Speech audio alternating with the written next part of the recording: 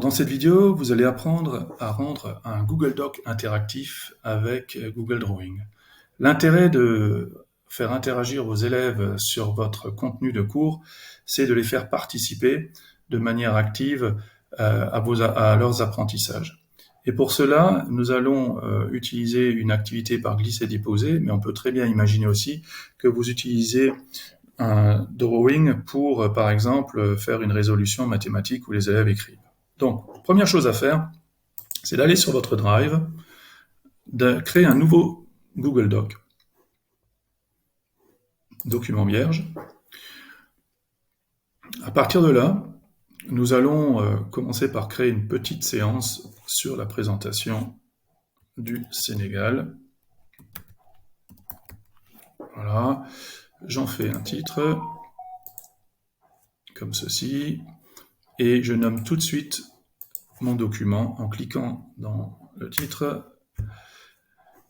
Je vais chercher rapidement des ressources sur Wikipédia pour aller plus vite. Clic droit, coller sans la mise en forme, comme ceci. Ceci est un sous-titre. Donc voilà, je vais enlever un peu les choses qui ne m'intéressent pas. Il y a une petite erreur ici. Je la corrige, et voilà, donc j'ai une présentation avec les pays limitrophes du Sénégal dans ce premier paragraphe. Moi, ce qui m'intéresse, c'est d'insérer, donc, à un moment donné,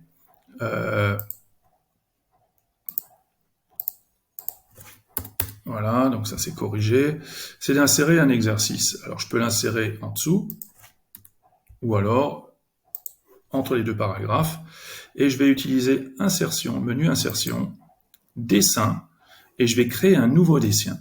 Attention, si vous avez déjà préparé un exercice, ne l'utilisez pas, parce que sinon l'interaction ne fonctionnera pas. Donc il faut créer un nouveau dessin. Dans ce cas, l'outil Drawing vient de s'ouvrir. Alors pour ceux qui ne connaissent pas Drawing, vous pouvez très bien aller dans votre Drive, Nouveau, cliquez sur le plus, et là vous avez Google Drawing aussi. Et là, c'est tout simplement une planche à dessin individuelle. Donc là, dans notre cas, nous utilisons l'intégration.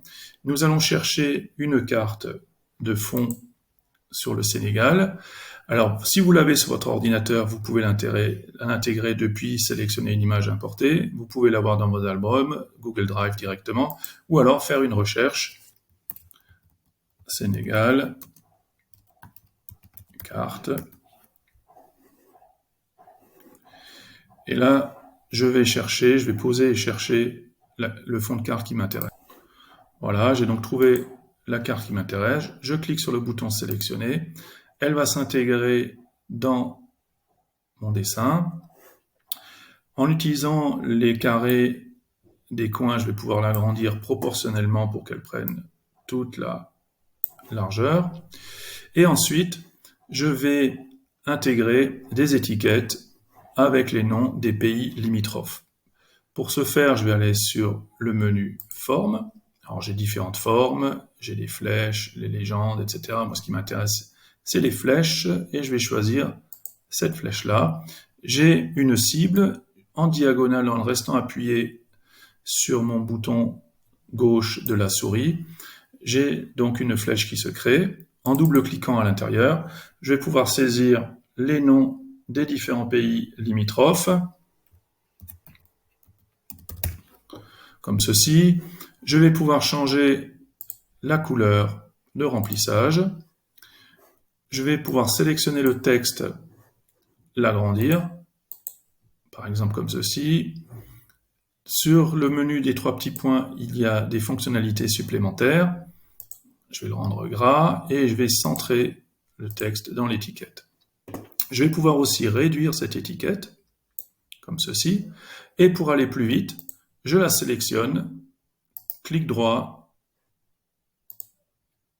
je vais la sélectionner, donc, et je vais faire copier, et puis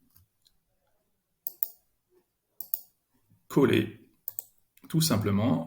Et je vais pouvoir faire ceci pour toutes les étiquettes. Donc je vais poser la vidéo pour accélérer le tutoriel. Une fois que vos étiquettes sont prêtes, eh bien, il suffit d'enregistrer et fermer le travail. L'exercice s'intègre dans votre document. Vous allez pouvoir même le centrer et mettre, par exemple, un trait autour pour indiquer à l'élève où se trouve le travail à faire. Alors, je peux mettre une consigne au-dessus, par exemple ici.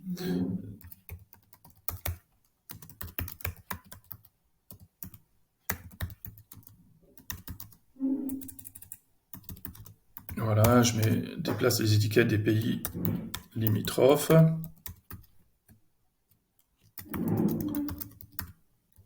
Sur la carte.